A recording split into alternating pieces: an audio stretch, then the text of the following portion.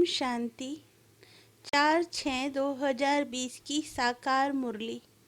मीठे बच्चे, अभी तुम्हें बेहद की पवित्रता को धारण करना है। बेहद की पवित्रता अर्थात एक बाप के सिवाय और कोई याद ना आए। प्रश्न: बाप से वर्षा लेने के पहले का पुरुषार्थ और उसके बाद की स्थिति में क्या अंतर होता है? उत्तर: जब तुम बाप से वर्षा लेते हो तो देह के संबंध को छोड़ एक बाप को याद करने का पुरुषार्थ करते हो, और जब वर्षा मिल जाता है तो बाप को ही भूल जाते हो। अभी वर्षा लेना है, इसलिए कोई से भी नया संबंध नहीं जोड़ना है, नहीं तो भूलने में मुसीबत होगी। सब कुछ भूल एक को याद करो तो वर्षा मिल जाएगा। गीत। यह वक्त जा रहा है। ओम शांति। मीठे मीठे रूहानी बच्चों प्रति बाप समझाते हैं, ज्ञानी और अज्ञानी किस किस को कहा जाता है यह सिर्फ तुम ब्राह्मण ही जानते हो। ज्ञान है पढ़ाई, जिससे तुम जान गए हो कि हम आत्मा हैं, वह परमपिता परमात्मा है। तुम जब वहाँ से मधुबन आते हो तो पहले जरूर अपने को आत्मा समझते हो। हम जाते हैं अपने बाप के पास। बाबा शिव बाबा को कहते हैं। शिव बाबा है प्रजापिता ब्रह्मा के तन में, वह भी बाबा हो गया। तुम घर से निकलते हो तो समझते हो हम बाप दादा के पास जाते हैं। तुम चिट्ठी में भी लिखते हो बाप दादा शिव बाबा ब्रह्मा दादा। हम बाबा के पास जाते हैं, बाबा कल्प कल्प हमसे मिलते हैं। बाबा हमको बेहद का वर्षा देते हैं, बेहद पवित्र बनाए। पवित्रता में हद और बेहद है। तुम पुरुषार्थ करते हो बेहद पवित्र सतो प्रधान बनने के लिए। नंबरवार तो होते ही हैं। बेहद पवित्र अर्थात सिवाय एक बेहद के बाप के और कोई की याद ना आए। वह बाबा बहुत मीठा है, ऊंच से ऊंच भगवान है और बेहद का बाप है, सभी का बाप है। तुम बच्चों ने ही पहचाना है, बेहद का बाप सदैव भारत में ही आते हैं, आकर बेहद का सन्यास कराते हैं। सन्यास भी मुख्य है ना, जिसको वैराग्य कहा जाता है। बाप सारी पुरानी छीछी दुनिया से वैराग्य दिलाते हैं। बच्चे, इनसे बुद्धि का योग हटा दो। इनका नाम ही है नरक दुख धाम। खुद भी कहते रहते हैं, कोई मरते हैं तो कहते हैं स्वर्गवासी हुआ, तो नरक में था ना। अभी तुम समझते हो यह जो कहते हैं वह भी रॉन्ग है। बाप राइट बताते हैं। स्वर्गवासी बनने के लिए अभी ही पुरुषार्थ करना होता है। स्वर्गवासी बनने लिए सिवाय बाप के और कोई पुरुषार्थ करा न सके। तुम अभी पुरुषार्थ कर रहे हो 21 जन्मों के लिए। स्वर्गवासी बनाने वाला है बाप। उनको कहा ही जाता है हेवनली गॉड फादर। खुद आकर कहते हैं, बच्चों हम पहले तुमको शांति धाम ले जाऊंगा। मालिक है ना, शांति धाम जाकर फिर आएंगे सुख धाम में पाठ बजाने। हम शांति धाम जाएंगे तो सब धर्म वाले शांति धाम जाएंगे। बुद्धि में ये सारा ड्रामा का चक्र रखना है। हम सब जाएंगे शांति धाम, फिर हम ही पहले आकर बाप से वर्षा पाते हैं। जिससे वर्षा पाना होता है उनको याद जरूर करना है। बच्चे जानते हैं वर्षा मिल जाएगा तो फिर बाप की याद भूल जाएगी। वर्षा बहुत सहज रीति मिलता है। बाप सन्मुख कहते हैं, मीठे बच्चों तुम्हारे जो भी देह के संबंध हैं सब भूल जाओ। अभी कोई भी नया संबंध नहीं जोड़ना है। अगर कोई भी संबंध जोड़ेंगे तो फिर उनको भूलना पड़ेगा। समझो, बच्चा व बच्ची पैदा हुए तो वह भी मुसीबत हुई, एक्स्ट्रा याद बढ़ी ना। बाप कहते हैं सबको भूल, एक को ही याद करना है। वही हमारा माता पिता, टीचर, गुरु आदि सब कुछ है। एक बाप के बच्चे हम भाई बहन हैं, चाचा मामा आदि का कोई संबंध नहीं है। यह एक ही समय है, जबकि भाई बहन का संबंध ही रहता है। ब्रह्मा के बच्चे शिव बाबा के बच्चे भी हैं, तो पोतरे पोत्रियां भी हैं। यह तो पक्का बुद्धि में याद आता है ना। नंबरवार पुरुषार्थ अनुसार स्वदर्शन चक्रधारी तुम बच्चे चलते फिरते बनते हो। तुम बच्चे इस समय चैतन्य लाइट हाउस हो। एक आँख में मुक्ति धाम, दूसरी आँख में जीवन मुक्ति धाम है। वह लाइट हाउस जड़ होते हैं, तुम हो चैतन्य। तुम्हें ज्ञान का नेत्र मिला है। तुम ज्ञानवान बन सबको रास्ता दिखाते हो। बाप भी तुम्हें पढ़ा रहे हैं। तुम जानते हो यह दुख धाम है। हम अभी संगम पर हैं, बाकी सारी दुनिया कलयुग में है। संगम पर बाप बच्चों के साथ बैठ बात करते हैं और बच्चे ही यहाँ आते हैं। कोई कोई लिखते हैं बाबा फलाने को ले आवे, अच्छा है, गुण उठाएगा, शायद तीर लग जाए तो बाबा को भी रहम पड़ता है, हो सकता है कल्याण हो जाए। तुम बच्चे जानते हो यह है पुरुषोत्तम संगम युग। इस समय ही तुम पुरुषोत्तम बनते हो।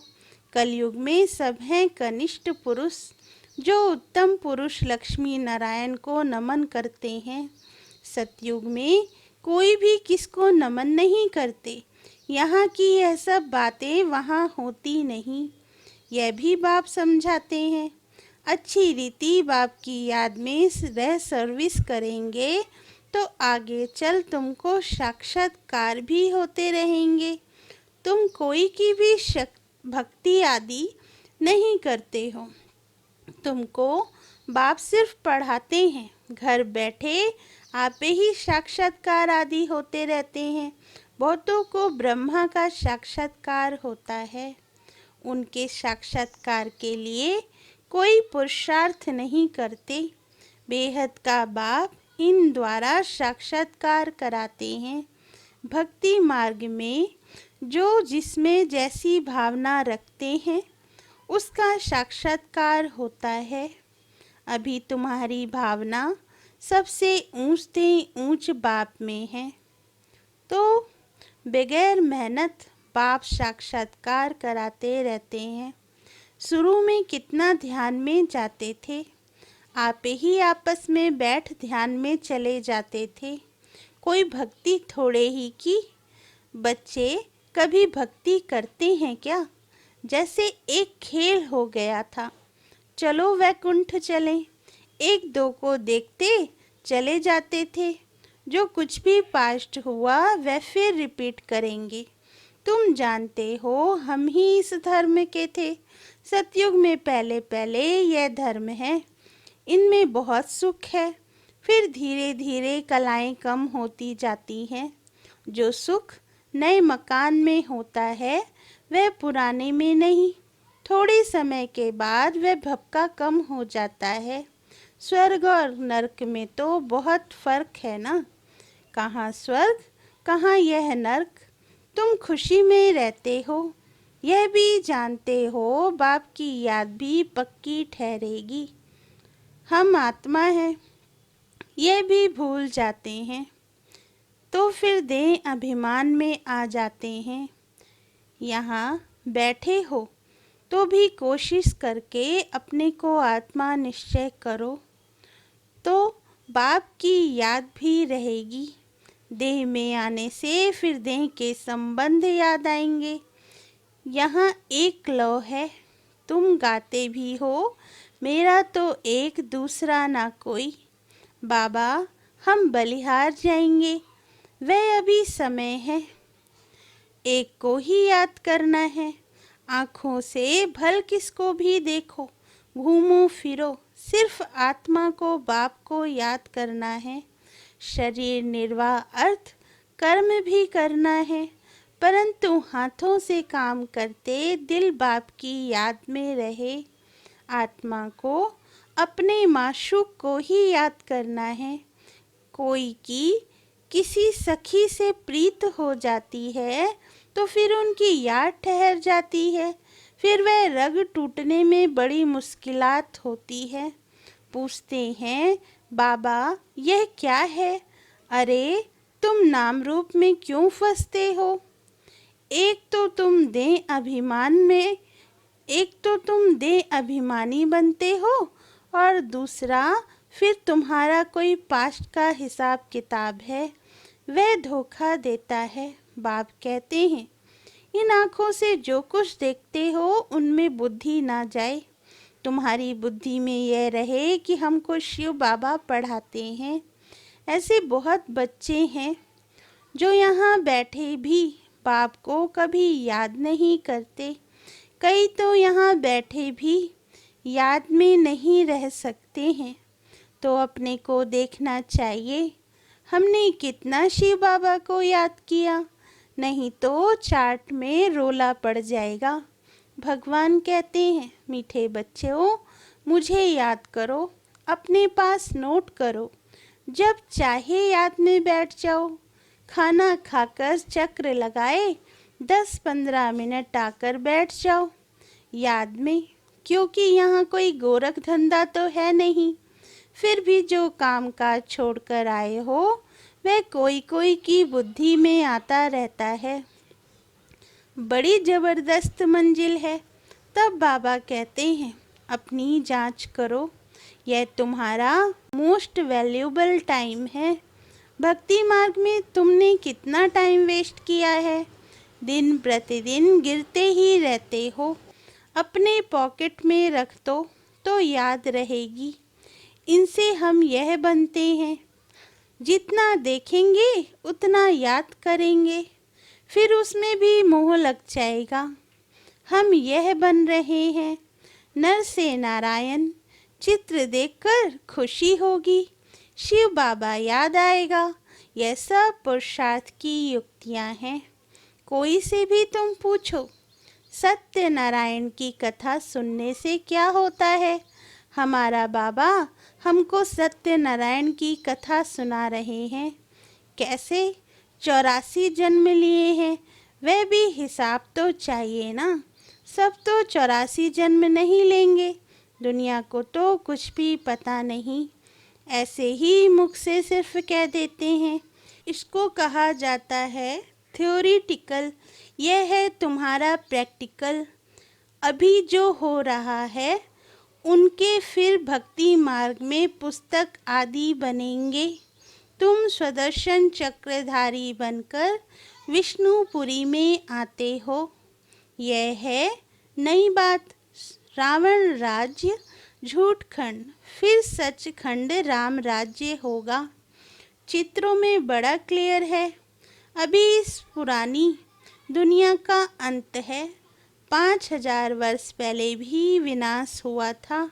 साइंसदान जो भी हैं उन्हों को ख्याल में आता है कि हमको कोई प्रेरक है जो हम यह सब करते हैं। समझते भी हैं हम यह करेंगे तो इनसे सब खत्म हो जाएंगे, परंतु परवश हैं, डर लगा हुआ है। समझते हैं घर बैठे एक बॉम्ब छोड़ेंगे तो खत्म कर देंगे। एरोप्लेन, पेट्रोल आदि की भी दरकार नहीं रहेगी। विनाश तो जरूर होना ही है। नई दुनिया सतयुग था। क्राइस्ट से 3000 वर्ष पहले स्वर्ग था। फिर अब स्वर्ग की स्थापना हो रही है। आगे चल समझेंगे। तुम जानते हो स्थापना जरूर होनी है। इसमें तो पाई पैसे का भी संशय नहीं। यह ड्रामा चलता रहता है। कल्प पहले मुआफिक ड्रामा जरूर पुरुषार्थ कराएगा। ऐसे भी नहीं जो ड्रामा में होगा सो होगा। पूछते हैं, पुरुषार्थ बड़ा या प्रारब्ध बड़ी? पुरुषार्थ बड़ा, क्योंकि पुरुषार्थ की ही प्रारब्ध बनेगी। पुरुषार्थ बगैर कभी कोई रह न सके। तुम पुरुषार्थ कर रहे हो ना? कहाँ कहाँ से बच्चे आते हैं, पुरुषार्थ करते हैं, कहते हैं बाबा हम भूल जाते हैं। अरे शिव बाबा तुमको कहते हैं मुझे याद करो। किसको कहा? मुझ आत्मा को कहा। बाप आत्माओं से ही बात करते हैं। शिव बाबा ही पतित पावन है, ये आत्मा भी उनसे सुनती है। तुम बच्चों को ये पक्का निश्चय रहना चाहिए कि बेहद का बाप हमको विश्व का मालिक बनाते हैं। वह है ऊंच ते ऊंच, प्यारे ते प्यारा बाप। भक्ति मार्ग में उनको ही याद करते थे, गाते भी हैं, तुम्हारी गति मति न्यारी तो जरूर मत दी थी। अब तुम्हारी बुद्धि में है, इतने सब मनुष्य मात्र वापिस घर जाएंगे। विचार करो कितनी आत्माएं हैं, सबका सिजरा है। सब आत्माएं फिर नंबरवार जाकर बैठेंगी। क्लास ट्रांसफ़र होता है तो नंबरवार बैठती है ना।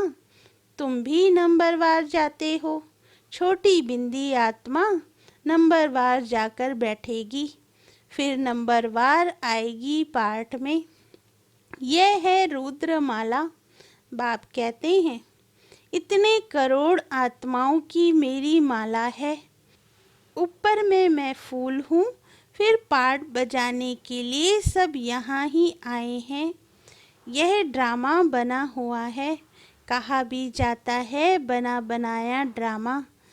कैसे यह ड्रामा चलता है सो तुम जानते हो। सबको यही बताओ कि अपने को आत्मा समझ पाप को याद करो तो तुम्हारे विक्रम विनाश होंगे, फिर तुम चले जाएंगे।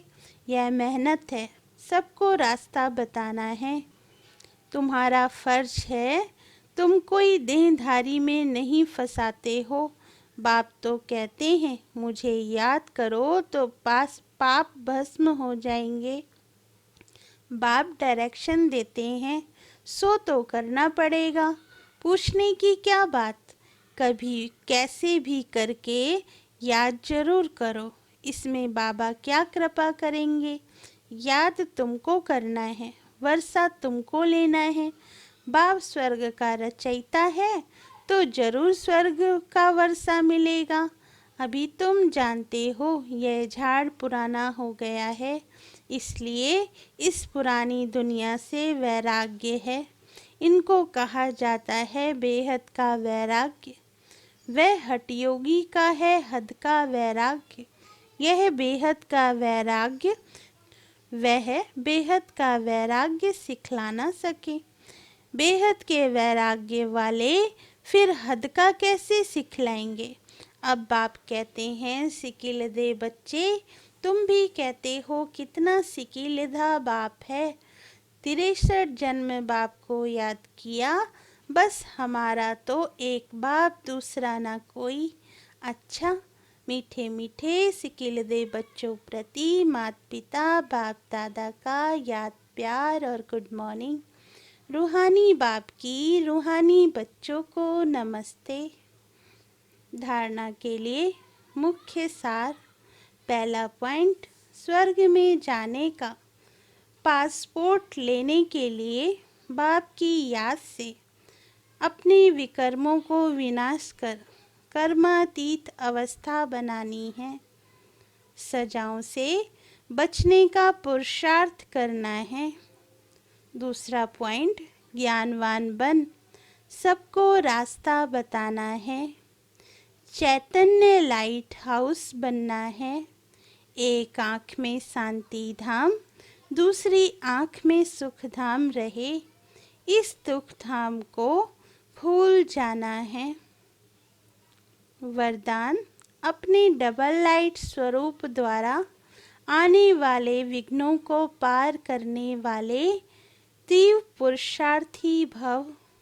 वरदान का सार, आने वाले विघ्नों में थकने व दिल शिकस्त होने के बजाय सेकंड में स्वयं के आत्मिक ज्योति स्वरूप को और निमित्त भाव के डबल लाइट स्वरूप द्वारा सेकंड में हाई जंप दो।